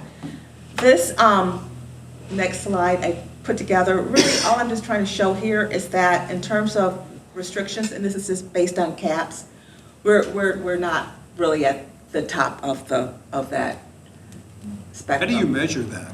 That's just really, just something, there's not really a measurement. I just took a color code and said, okay, based on essentially, It's subjective. it's subjective, that basically based on the caps, the limits, all those different, the restrictions I looked at was mainly the caps. And based on that, I just tried to say, okay, we kind of fall. Okay. And Because there's a lot of she other did it more restrictions. systematically than I did. I was separately looking at probably 6 or 8 different ones, and my conclusion is, I came up kind of saying, we are in the lower tier of restrictiveness. Not if you just look at communities that are oceanfront though. Like Beaufort and Mount Pleasant are not, summer beach vacation places. Maybe swap out Edisto for some of, like Well, Mount what Pleasant. also isn't on here is Seabrook, and Seabrook just went through all of this Yeah. a year ago. Right. Yeah, Yeah, but Edisto is another. Yeah. yeah. They still have short-term Defined. rentals on But Seabrook? they, Edisto, I don't think they have any type of have restrictions. Oh, okay. Yeah, I looked at Edisto, Oh, but okay. at this time, I don't think they have any restrictions, but take a look.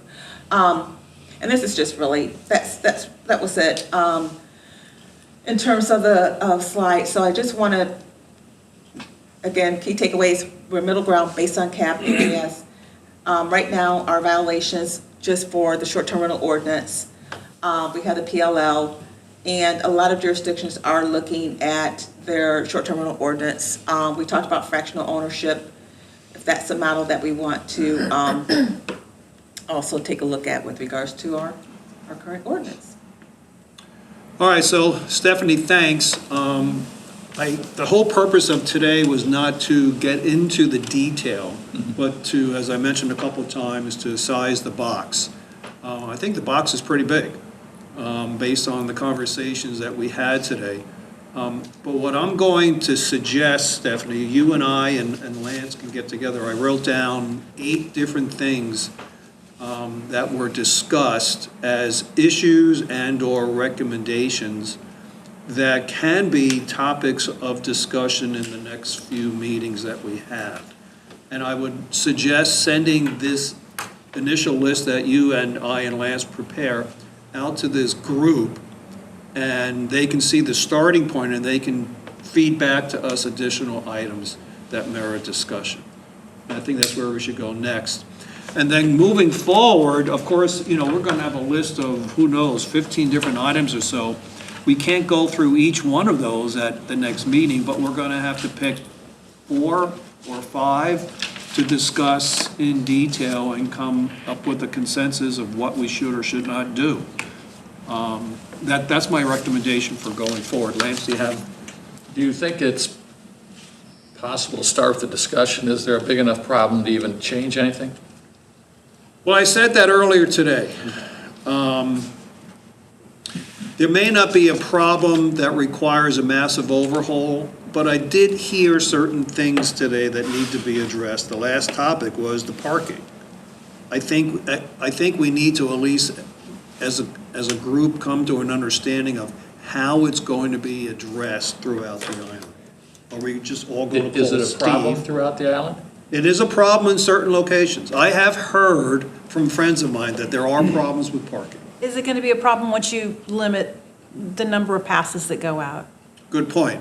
It doesn't It's a sound wait like, and see. to That's a me, wait that and sounds see. like it's going to, Maybe. I just hate to hold my breath for that, as long as it takes to get things done. well, I I'll be agree interested with to see you. how it It's happens. a Yeah. computer system that has to be. Well, they're phasing that piece in pretty quickly. Not real quick. No? Yeah. No. I haven't heard either. I mean, it has to be That's a probably computer the system. longest thing is the computer aspect of it Yeah. with the readers and all that. It's going to get there, Well, but I mean, yes, that piece, but limiting the number of guest passes per property, I thought was going to be implemented pretty quickly. they're not going, I'd like to understand how they they're can't doing it. limit Yeah. How do the they number know? of guest passes.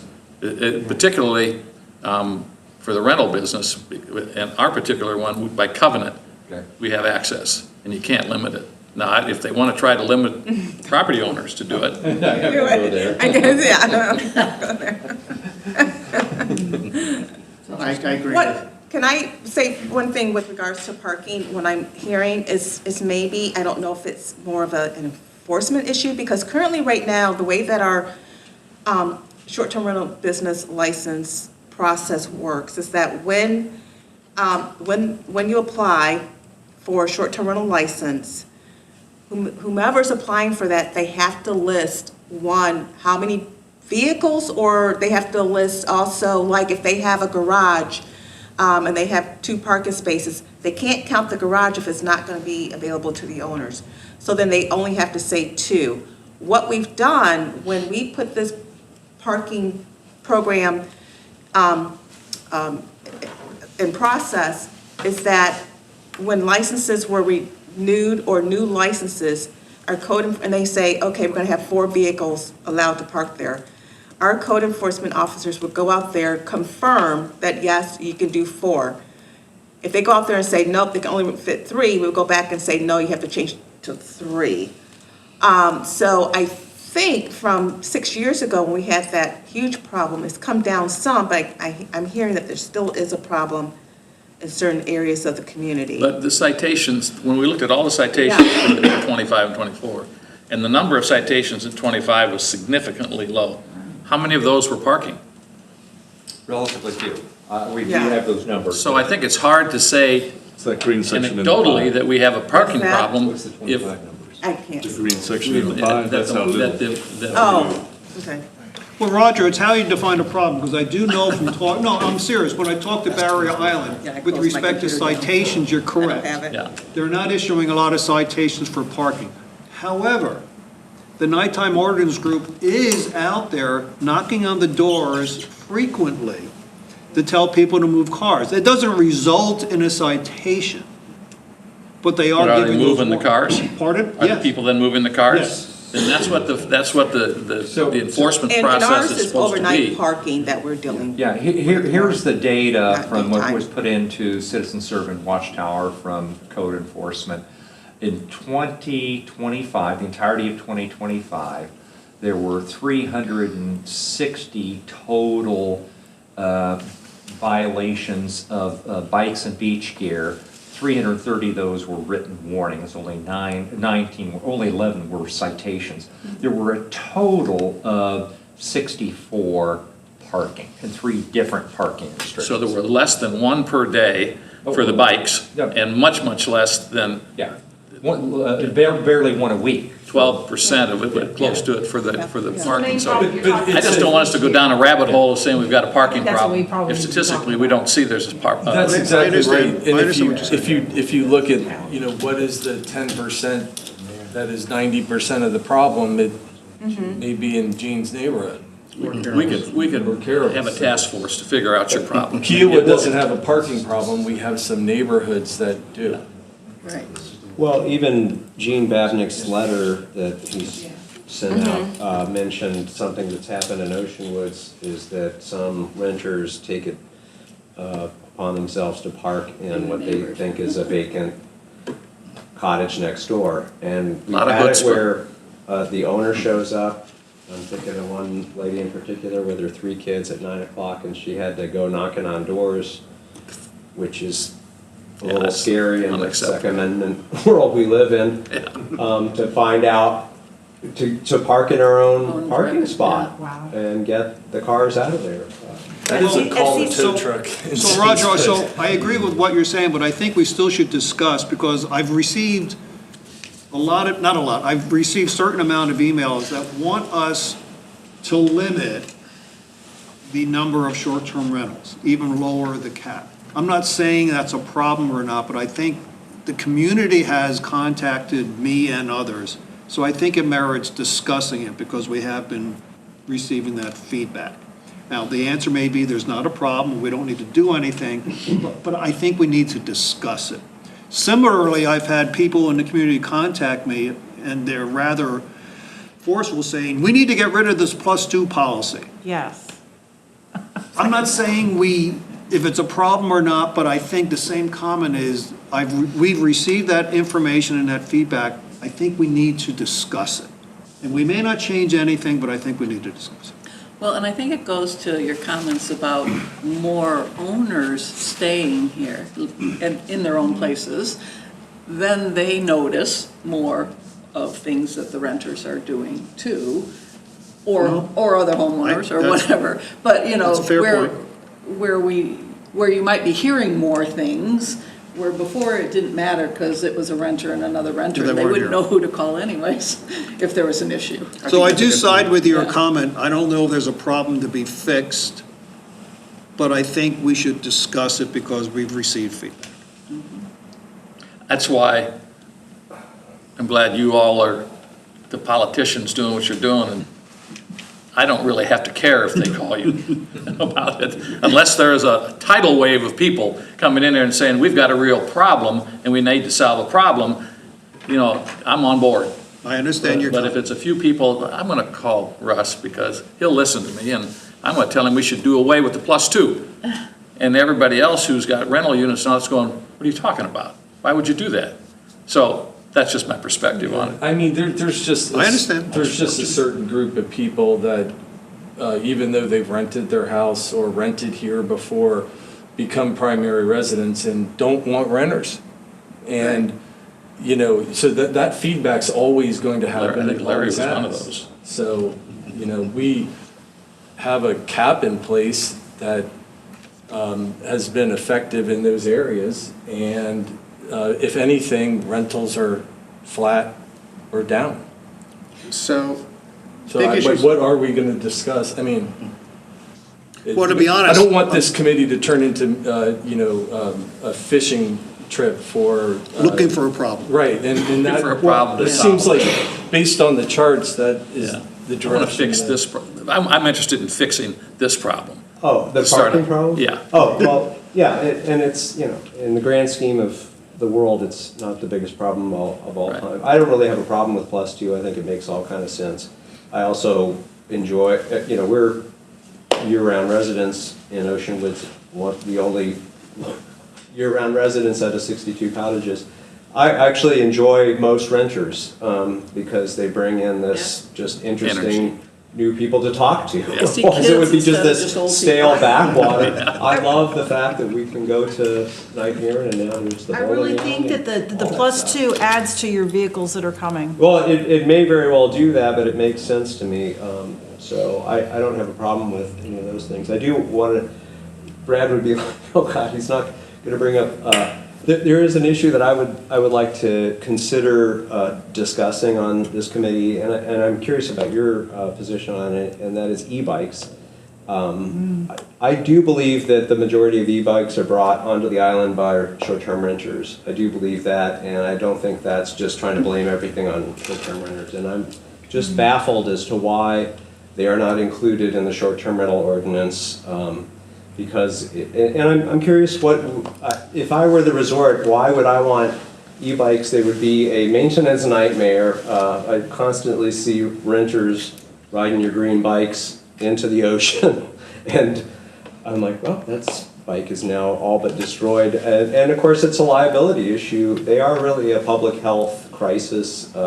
People think they're just a Well, simple implied thing. in your question Yeah. is that we condone it, and we don't. Oh, no, I'm just curious. I would think that you would not want the e-bikes because it's a liability. I don't think that expense. most people on them belong on them because they're not safe. And on our bike paths, having them on there, I think, I have agreed with the no e-bike since Kika put it in there years ago. And but I can't answer whether or not we are aggressively letting people know, don't bring e-bikes, or trying to police it, which that's a note to myself to leave here and find out when I do. But I am not a supporter of e-bikes on the island. Just so you know, we discussed e-bikes and low-speed vehicles at the strategic planning session, and the consensus of the council was not to make any change in law right now with regard to either of those. Neither are prohibited in the town of Kiawah Island. There is no regulation of e-bikes or low-speed vehicles in the town of Kiawah Island. Those are KICA restrictions. Okay.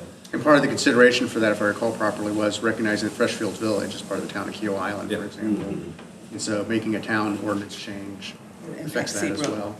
Well, this would be a short-term rental ordinance. It would be. It'd be hard to justify singling out, if there's an e-bike issue, why would it be unique to short-term rentals as opposed to residents? Well, Kika already has a rule saying no e-bikes, but to your point, I do agree. Every time I see an e-bike on one of the bike paths, it's by a teenager, it seems. And it's not by the older portion of the community that may need that assistance. I never have seen an older person on an e-bike on the island. Well, and I've been witness to the enforcement issue. Take it home and don't ride it again. Yeah, it's catch and release. Yeah. Is what it is. Don't ride it again. It's basically fishing. Of course they are. So we don't, Yeah. this would swallow up all the oxygen. I just think Yeah. it's worth adding consideration to it because Kika does not allow e-bikes.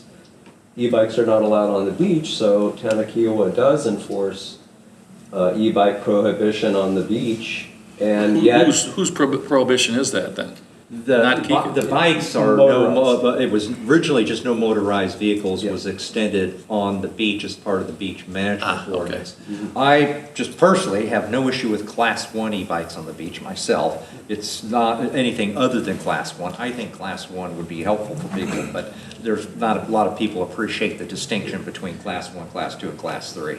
How about those single-wheel boards that kids like to be on right now? Motorized and not allowed.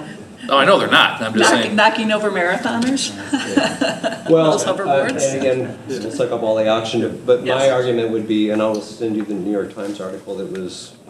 Believe me, I received. You read that? Okay. copies. There's increasingly no distinction between Class 1, Class 2, Class 3, and essentially what is an electronic motorcycle. You know, Class electric 1 does not motors. have a throttle. No, I understand. The motor only engages if you're pedaling. But these are voluntary classes, that there is no, there's no federal guidelines saying that. Thank you, Carol, this is for what- starting. You could have that. If you're going to have a regulation, you would put in place all of that. Anyway. Make a motion to adjourn. I understand, I don't. Believe me, I've been seeing, I've read all the stuff, I get the All in favor? issue. So if I can Oh, ask, yeah. He's dealing with them right now. Right. Well, you better hurry I up. So think- Lance has one final comment, and then we'll. Yeah. I was waiting for a chance to make final comments. I appreciate what Russ said. Thank you, Stephanie, for putting this together. Just a perspective, though, as we're talking, but I'll say this here, is if there's a problem that affects the quality of life that's tied to the short-term rentals that can be solved reasonably by the town, I'm open to considering it. I don't think it needs to be a plurality or a referendum to get 51% to, okay, now it's a problem. So I'm open to the things you're bringing up. And if they're reasonable to address, we decide down the road, and it improves the life for some people and is an easy lift, I think we should consider it. You know, what I'm hearing is that we've done a great job over the last 5 years, and we should be patting ourselves on the back, or whoever's doing this. I think it's gotten a lot better. I mean, I spent a lot of time at Shipwatch. It looks a heck of a lot better than it ever used to, with the bikes are right where they should be. Things look more orderly. I just think we're going in the right direction. It sounds like the number one problem that we have, that I'm really not hearing any talk about, is the beach gear. And Well, in terms of the town's ordinance provisions, yes. Yeah. Yes. Well, that's not a short-term rental. Oh, you mean renters just leaving stuff on the beach overnight? No, No, it's. Over the the beach rails, gear. et cetera. It's, Yeah. yeah. Beach gear, it's Our where- ordinance says you have to put your bike in a garage Yeah. overnight. you which have I to think put your is- stuff away from public sight, from the road. Yes. Yeah, that sounds like the number one problem that you're really supposed to Seems to be be. talking about, I guess. But there weren't that many of them in 24 and 25. Numbers gone down. They both, everything's come down. Craig actually gave me the data for 2022. And, for example, there were, the total, this last year is at 360, one per day of beach gear. There were 1,440 back in 2022. So everybody's. 1,440? Yeah. I think that's great. Everybody's done collectively done a good job of dealing with those kinds of issues. Same, not quite the same dramatic, but there were 170 parking back then versus the 170 versus the 64 this year, so that's come down. Everything's come down. Two-thirds. Yeah, everything's come down from essentially the totals I showed you guys, were up in That's the goal. 6,000 down to So those of us in the 1,500. rental business would appreciate the attaboy that That's right. the town gives to the community, let them know that there is progress here. And there's progress because you get the citations, you respond to it, and then you say, I need to communicate better with my guests. I think These are issues that. One of the issues, Mr. Chairman, that we may want to just figure out is some rifle shot things. The one thing is probably difficult for all of us is to figure out that particularly problematic. It may be a chronic issue with parking, maybe that'll be addressed by Kika, but the anecdotal instance of the problem renter over a course of a week who just is Not good. the bros or whatever are here to have a good time. Yeah. And they don't That's care your about problem anything right else. Just as a little background, this STR ordinance was initiated by a mayor who had one of those next to his house. Yes.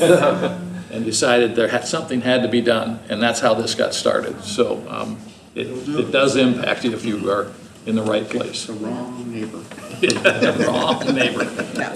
All right, everybody, thank you for coming. Thank you. See what people say.